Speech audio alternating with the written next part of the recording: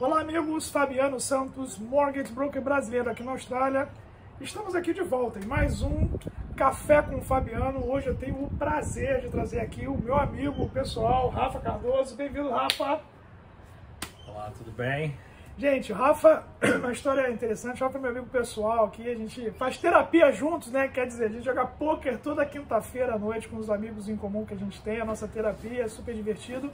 E o Rafa é cliente Capta, é nosso cliente Capta, tem uma história super bacana com a gente, né? Já teve um imóvel, vendeu, comprou outro, estados diferentes, enfim, tem bastante coisa legal do nosso bate-papo aqui que o Rafa vai trazer pra gente. Lembrando, né, que o Café com o Fabiano é isso, a gente está trazendo sempre clientes, parceiros, para trazerem a visão deles no processo de compra e vocês não ficarem só ali, né, com aquele blá blá blá do broker falando pelo broker, a gente traz a vida como ela é pelo cliente.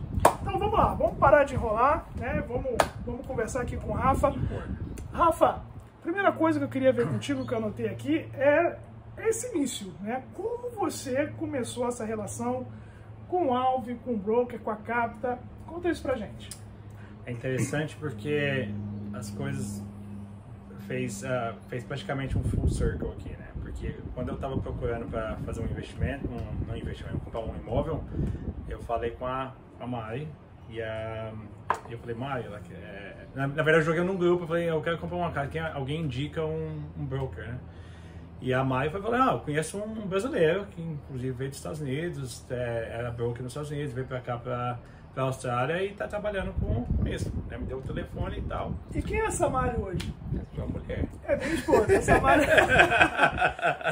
O Rafa era amigo da Mari, a minha atual esposa, antes de eu conhecer a Mari. Enfim, olha que como as coisas vão acontecendo. E aí ela me deu o contato do Alvin, que acho que ele trabalhava ainda na Kane Financial.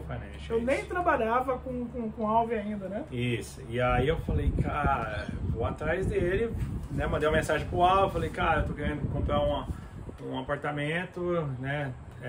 Inclusive como eu cheguei a querer comprar um apartamento, mas eu fui, troquei ideia com ele, falei um pouquinho da minha situação, a gente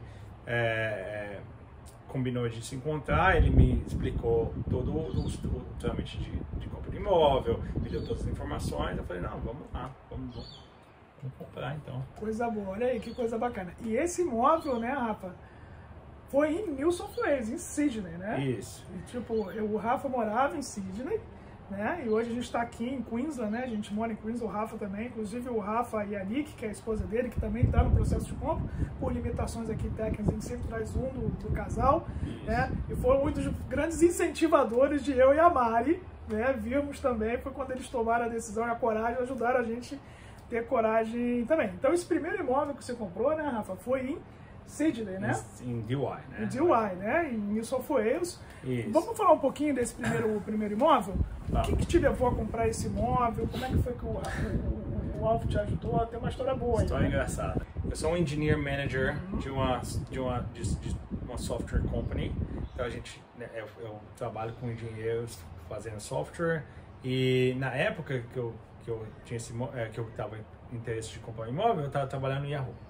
E eles resolveram cortar toda a parte de development da Austrália, continuava lá nos Estados Unidos e no final das contas eu was made redundant, né?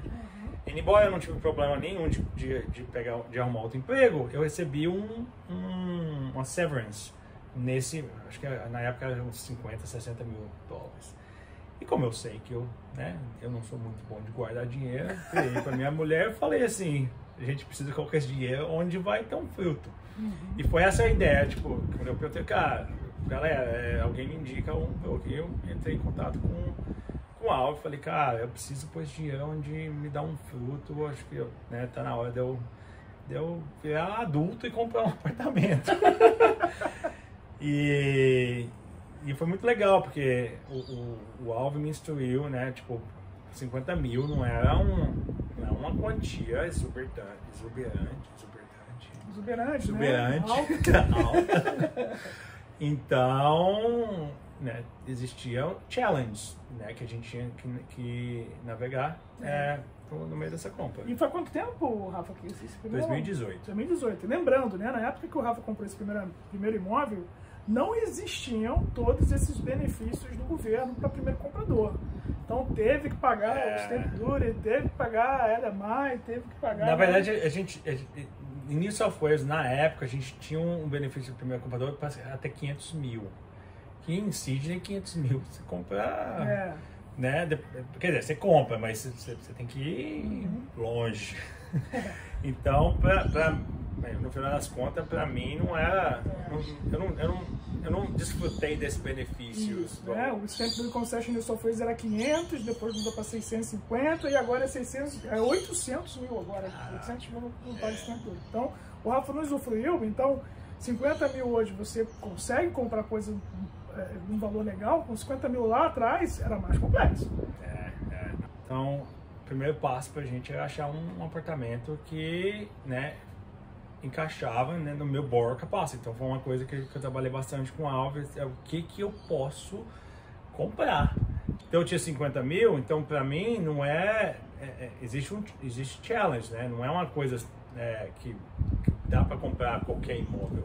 Existe foi um percentual bem pouco que você usou esse 50 mil na entrada do imóvel. Você tem o LMI, você tem Stamp Duty, você tem bastante coisa para adicionar nessa conta aí. E então a gente trabalhou nessa borrow capacity, que foi um primeiro passo para a gente, para eu entender. E na época, eu acho que a minha borrow capacity foi mais ou menos por volta de 650 mil. Então esse foi o primeiro passo. E aí eu queria morar onde eu morava, né? Eu morava em Manly, eu falei, eu quero ficar na Northern Beaches. E again, achar uma coisa que fit my borrow capacity foi um pouquinho challenge também. É uma área bem requisitada e bem cara na Austrália, já era e hoje continua sendo. Exato, né? Então a gente sempre quer estar perto da praia, tem todos esses requirements, você tem que pesar, você tem que ter um balance. Mas aí eu comecei a procurar, né? E uma das coisas legais que o Alves sempre me ajudou foi cada hora que eu achava um apartamento que era um pouquinho mais daqueles, né, do budget que a gente tinha feito, eu ligava para ele e falava, Alves, como que eu faço para chegar nesse borrow capacity? E ele foi, né, sempre me instruiu, a gente sempre deixava algum room para, por exemplo, o cartão de crédito. Cancela o seu cartão de crédito, a gente vai ter room para isso.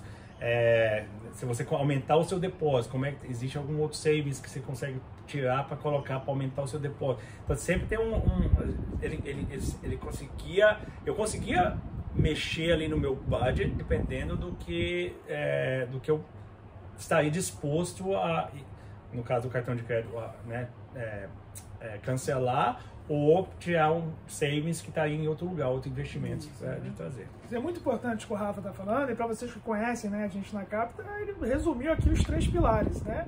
Qual é o imóvel que ele está comprando, quanto vale, quanto é que tem que estar de entrada, né? Quanto é que tem de borrowing capacity, e aí a tua estratégia ela vai girar em torno disso.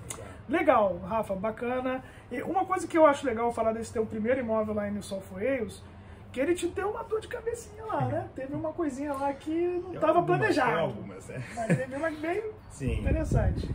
Fala pra gente aí o tal do Concrete Cancer. Isso.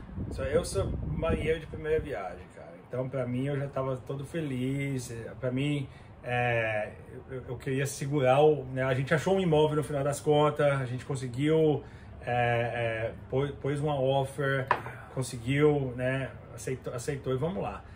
Só que eu não fiz a due diligence de fazer o inspection report do building, né?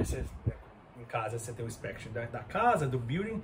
Na época eu não levei muito a fundo de tipo olhar tudo que estava acontecendo. É um apartamento, né? Exato. Você não precisa tanto. Então quando eu estava comprando, acabei de lembrar de uma das coisas que dos amigos meus estava comprando também, me lembrou de falar, olha o que o seu prédio, quando você está comprando de apartamento que tem estrada, o que eles devem.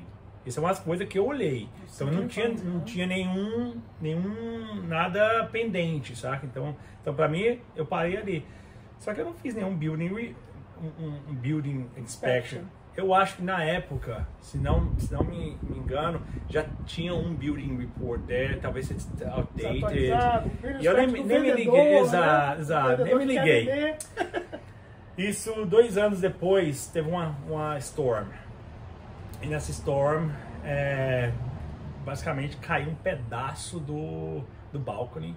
E um dos ferros que segurava ali o balcony deu uma mexida ali. Então a gente resolveu contratar a Strata, eles chamaram alguém para auditar o que estava acontecendo e veio que o prédio inteiro estava com concrete cancer. Toda a parte de outside tinha concrete cancer. E não é uma coisa que acontece em 2 anos, tá? Então é uma coisa que já estava lá há muito tempo. E o resultado disso foi que, foi uma grana boa. A gente era só 15 moradores no prédio, então acho que o estimado na época foi $600 mil. E seguro não paga, e isso é dividido em 15 pessoas. 15 unidades. Tá? Então, no final das contas, eu tive que pagar, né? E depende do tamanho do seu apartamento. Então, no final das contas, eu tive que pagar $50 mil. Então, gente, olha a importância aí quando a gente fala, nas conditions e o que vocês têm que fazer no todo o diligence. Você tem que ter as pessoas certas no teu time aí quando você vai comprar imóvel. Tem que ter um broker para te ajudar com financiamento, você tem que ter um solicitor para te ajudar com o contrato, você tem que ter aí um pessoal que faz as inspections, o Building Pass Inspection. Eu vejo muito cliente dizendo, e cai às vezes na conversa do vendedor, poxa, apartamento não precisa fazer Building Pass Inspection. O caso do Rafa é o caso. Que de repente fosse feita uma build inspection bem feita, pegaria esse problema. E já vi casos também de apartamentos, apartamento não dá cupim, não precisa fazer pass inspection, mas dá cupim na porta, dá cupim nos armários. Então você tem que se preocupar com essas due diligence também. Legal, Rafa, falamos um pouquinho aí do seu imóvel de New South Wales, que eu tive o prazer de dar uma vez comer uma feijoada que você fez para mim, e aí você decidiu vir para Queensland, não foi isso? E transformou esse imóvel lá em New South Wales, que foi o teu primeiro step no mercado imobiliário, que foi muito legal. Que a gente fala muito para os nossos clientes, o importante é você entrar no mercado imobiliário. Às vezes o primeiro imóvel não precisa ser o imóvel dos sonhos. O Rafa entrou, resolveu vir para Queensland, transformou esse imóvel lá em investimento. Como é que foi isso daí? Teve alguma coisa que você gostaria de falar? Vamos voltar nas dores de cabeça. Olha no coração, Rafa, olha no coração. Não, uma das coisas que é importante ressaltar, que eu esqueci de falar, é o tamanho do apartamento foi um challenge, certo? Boa! O meu apartamento, ele tinha toda a área externa e interna, era 70 e alguns metros quadrados, mas a área interna tinha 49. E isso foi meio um challenge. E o Alvi desdobrou lá com o banco e conseguiu o meu loan. Muito legal essa parte aí. Lembra dos 3 pilares, propriedade? Então, o tamanho do imóvel, ele impacta, tá? Então tem muitos bancos, tá, que tem regras que falam, se for determinado tamanho, eu não vou fazer o financiamento. E cada banco tem a sua regra, tá? Cada banco tem a sua regra, tá? Muitos bancos falam 50 metros de área total, muitos falam de 70 de área total, muitos falam de 50 de área morável, não de habitável, muitos falam de 40. Então, o Alvi, naquela época, teve que encontrar um banco para o Rafa que falasse 49 metros quadrados de área habitável, tá legal, desde que tenha pelo menos 70 de área total. E foi aí que a gente conseguiu enquadrar o Rafa num banco que pudesse emprestar para ele. Exato. Então, aí eu mudei para cá e aí eu transformei essa em investimento, e foi bem na época do Covid, né? Então, um dos challenges que eu tive nesse momento do market foi achar um tenant. Que eu fui sair, eu tinha que tentar minimizar o tempo vago do meu apartamento para eu não ter prejuízo. E por causa do Covid, eu tive foi muito limitado o que eu... difícil, né? Eu tive pessoas que não tinham trabalho, e o legal, assim, de trabalhar com real estate é que eles te dão toda a vida da pessoa ali para você analisar. Que é interessante ver o outro lado da pessoa alugando, que quando a gente aplica para... Não, o que o cara está olhando, o que está analisando. Então dá para dar um entendimento um pouco mais de como é que funciona essa área. Mas no final das contas eu acabei aceitando um dos termos lá por falta de opção, quase. E é uma das dicas que eu dou, tipo, quando você vai alugar investimento, olha muito bem quem você está colocando na sua casa. Porque essa pessoa que eu tinha não pagava, demorava, acho que eles tinham um limite de 14 dias ou 21 dias para pagar, e a pessoa ia até o fim, e isso continuava over and over and over again.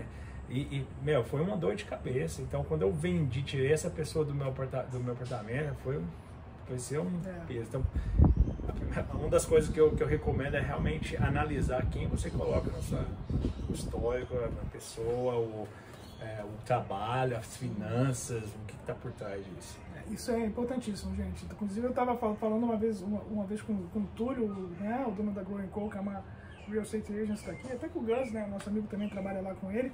Ele estava falando exatamente isso. Uma das coisas mais importantes se você tem uma propriedade de investimento é trabalhar muito forte com Real Estate Agents, quem vai alugar esse imóvel, tá? Para não te dar dor de cabeça na hora dos pagamentos, na hora que tiver que sair, se você for vender o imóvel, também você tem que tomar muito cuidado e olhar isso com bastante atenção. Na época do Rafa estava mais difícil, né, que era a época de Covid, né, a gente estava naquela indecisão toda e não tinha tanta oportunidade, mas agora não precisamos falar do momento do mercado australiano, né, essa crise de aluguel, o que não falta é a opção de gente indo morar no seu imóvel de investimento, então seja bem cri-cri. Você tem opção.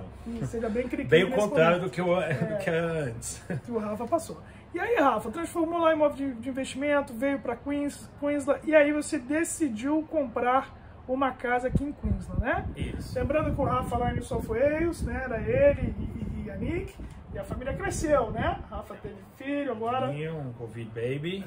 O Luca, que é muito amigo do meu filho, do Thomas, né? São super amigos. E aí vieram para Queensland, a gente sempre, quando a gente faz esse movimento, que eu fiz também, a gente quer mais espaço, né, Rafa? Com certeza. Quer mais espaço. Fala um pouquinho disso daí, como é que foi a... Tem duas partes disso. Uma eu sempre quis... Meu propósito quando eu vim para cá não foi fazer o meu apartamento lá de investimento, mas é mais o meu perfil. Eu não sou um investidor. Então, para mim, eu queria vender o apartamento lá e comprar um aqui. Esse sempre foi o plano. Eu nunca tive esse negócio, vou crescer um portfólio. Não é o meu perfil de investidor. Tem outros, a parte de investimento é completamente diferente. Mas um dos problemas que eu tive foi essa parte do Concrete Cancer. Apesar de eu já ter pago, porque nesse meu caso eu tive que pagar antecipado, tive que pagar 50 mil, saiu sei lá da onde. Não, que é outra coisa legal, porque eu tive que pegar um empréstimo para pôr esses 50 mil, e o Alvin, na verdade, me indicou uma empresa que me ajudou a fazer isso. Então, ganhei mais uma ajuda aí da Capta com essa parte também. Mas enfim, e na época, foi bem no começo de 2020, eu acho. 2020. E aí o Alva até falou, vamos fazer um bridge loan. Bridge loan. Que é basicamente a gente compra compra a próxima casa, mas antes de vender a anterior, e você tem aí um período, né, aproximadamente um ano, para você vender a primeira casa. Exato. Mas o banco já te analisa como você é pouco mais como se já tivesse vendido. Mas eu estou resumindo, né, como se você já tivesse vendido a primeira. Sim. E isso aumenta, logicamente, o teu borrowing capacity, depósito e tudo mais. Mas eu não sou, de novo, eu não tenho um perfil de arriscar. Eu fiquei com medo por causa do Covid, né? Eu tinha essa construção que tinha que ser feita. Eu queria, na minha cabeça, eu queria que terminasse a construção e aí eu venderia. Que foi exatamente o que aconteceu, né? Mas, on hindsight, né, olhando para o passado, eu não teria como prever isso, mas se eu tivesse seguido o guidance, né, que o Alvin me deu na época, analisado um pouquinho mais o mercado também, eu acho que isso é importante, não é só ir broker falar assim, hey, me ajuda aí a comprar, entender o que está acontecendo no mercado. Eu talvez teria sentado numa casa, num imóvel muito melhor do que no momento que eu decidi comprar agora. Mas enfim, passou isso, eu resolvi vender lá, acabou essas obras, eu resolvi vender lá e a gente começou o processo de comprar a casa aqui. Para mim era assim, A minha estratégia foi sempre, eu quero ter o dinheiro no banco para eu poder começar o processo da compra da outra casa. Então, esse é o meu perfil. Eu não gosto de arriscar, mas né, eu conheço muita gente que tem perfil diferente. Não tem problema nenhum. E aí você ter aquele primeiro imóvel, né, teu e só foi isso, que não era aquele teu imóvel do sonho, mas estava lá, você morou. Ele te ajudou, né, com certeza, a você comprar essa casa aqui, que a casa, poxa, né, sou amigo do Rafa, frequenta a casa dele, puta, maravilhosa a casa dele e tal, ajudou ele a comprar a casa dele aqui em Queensland, que de repente, se você não tivesse comprado aquela primeira, provavelmente você não teria como... Inclusive o meu perfil que eu comentei no começo, eu teria gastado o dinheiro que eu gastei, eu não teria economizado o que eu economizei, e no final das contas, eu sempre fui aquele tipo de pessoa que refletiu, vale a pena, o que eu tô fazendo vale a pena. Eu tava num apartamento, 50 metros quadrados. Eu e minha mulher, tava tudo beleza. Veio o filho, começou a ficar pequeno, work for home. Não tinha espaço. Minha mãe tava junto. Gato, cachorro. Cara, o apartamento é o tamanho do quarto, saca? Então, às vezes você recebe visita da tua família que tá vindo do Brasil, precisa de mais espaço. De mais espaço. Né? E aí vindo pra Queensland, aquele apartamento lá, que era menor, você vendeu, te deu frutos pra você conseguir comprar esse maior aqui. Então, eu sempre me debati com esse negócio, vale a pena, não vale a pena. E igual eu falei, tipo, eu tava num lugar pequeno, sempre tava minha mãe tava lá com meu filho, que tinha acabado de nascer, work from home. Então, pra mim, na minha cabeça, eu tô pagando todas essas coisas, será que tá valendo a pena? Vou colocar isso no papel.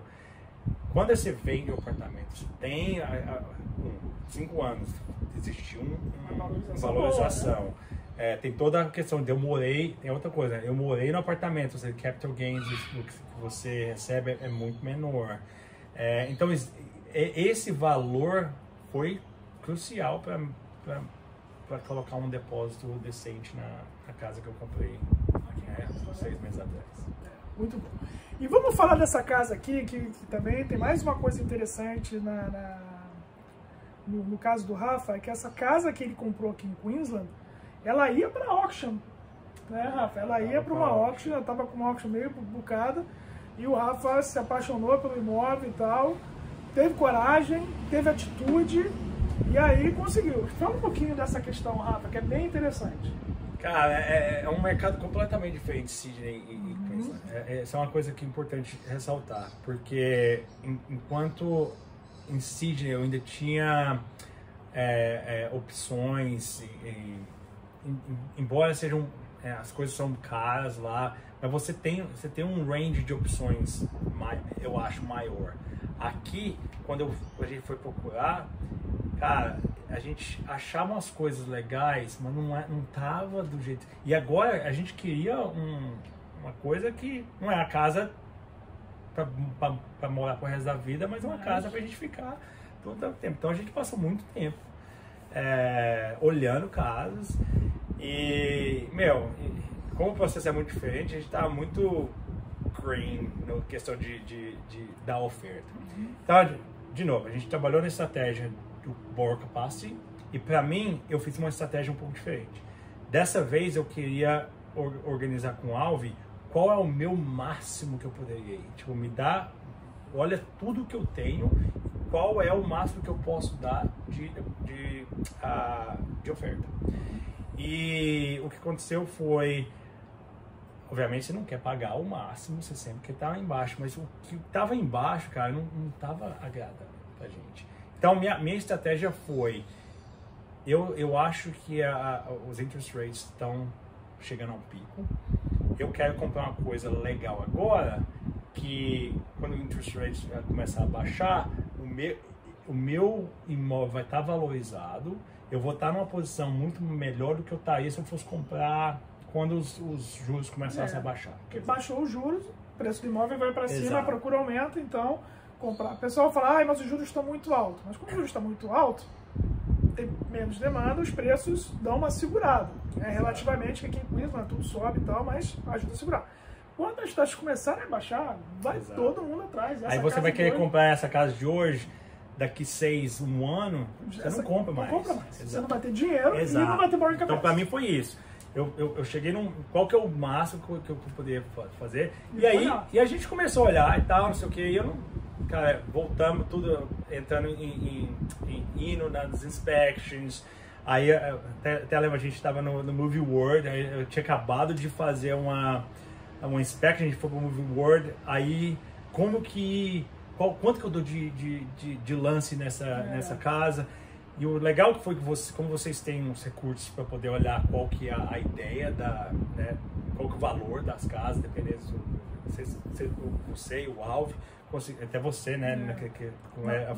Nossos filhos no brinquedo, a nossa mulher comendo pipoca. Eu já tava ali do lado ali, eu falei assim, Fabiano, me ajuda aqui, cara. Porque era final de semana, né, cara? Então o Alves tem vida também, né? Ele que tava me acompanhando nesse processo aí, ele enquanto eu mandei mensagem para ele falou assim, você tava lá, já olhou, falou assim, cara, tá aqui o valor, tá? Enfim, demos alguns lances e aqui o mercado tava muito competitivo, muito competitivo. Então, vou voltar ao negócio da minha casa, né? Então, a gente foi em várias. Cara, teve uma casa, de todas que a gente foi, que eu e minha mulher olhamos e falamos assim, é essa.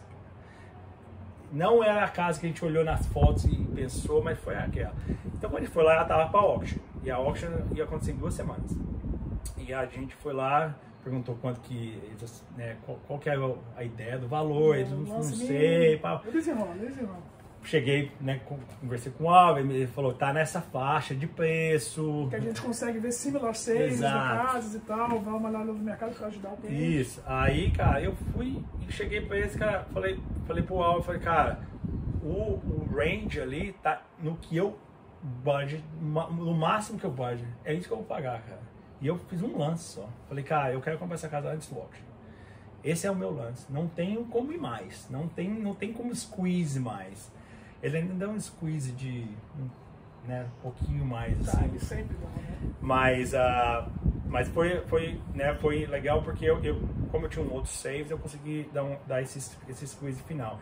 Mas foi isso, eu cheguei pra eles e falei, cara, esse é o meu valor. Eles me seguraram 1 semana, deixaram a gente, numa adrenalina. E quando você faz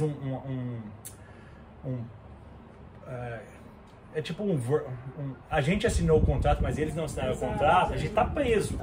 A gente não pode ir lá e dar uma oferta em outros negócios. Aí a gente meio que pressionou, virou o jogo e falou, cara, se não quer, então vamos embora. E aí eles resolveram vender pra gente. E isso é um ponto super legal, né, Rafa? Porque, tipo assim, de repente, se a casa, né, fosse pra auction e tal, de repente poderia ter um negócio, né? E esse negócio do virar o jogo que o Rafa falou é importantíssimo. Tá? Nunca esqueçam, o Real Estate Agent, ele é um funcionário do vendedor. Ele vai ser legal contigo e tal, mas ele quer vender a casa pelo maior valor, mas ele tem que vender a casa. Sim. E a oferta, como o Rafa estava com uma oferta muito forte para o que a casa valia, né? Ele pegou e falou assim, então assina aqui no contrato que aí eu vou dar uma olhada e tal, mas aí o vendedor não tinha assinado ainda. O que o Rafa fez? Virou o jogo, falou, cara, eu fiz oferta. Ou a gente fecha isso agora, eu vou ver outra casa e tal. Exato. E como o vendedor a oferta estava boa, o vendedor não quis correr risco e fecharam o negócio. Uma coisa importante, Ria, é que eles pressionaram pra gente assinar o contrato num dia e eu fiz questão de fazer o inspection. Nessa aí tu fez o... Fiz o inspection, foi meio, tipo, até conversei com o Alves, me deu uma referência de quem poderia fazer, foi meio last minute, assim, sabe? Mas eu falei, eu fiz questão, porque, né, tem termites, é um negócio meu agora, não é um extrata, não é 15 pessoas mais, então isso foi importante, então são lições que você aprende, que você tem que fazer, né? Coisa boa. Então, Rafa, indo aqui mais pro final do nosso bate-papo, que tá excelente, a gente vai ficar aqui, né, 5 horas falando do teu caso, eu vou pedir 2 coisinhas para você, tá? O que você teria feito diferente nesse processo? Você já deu alguns toques, se você quiser, e dizer aí como que a Capta te ajudou aí nesse processo todo, tá?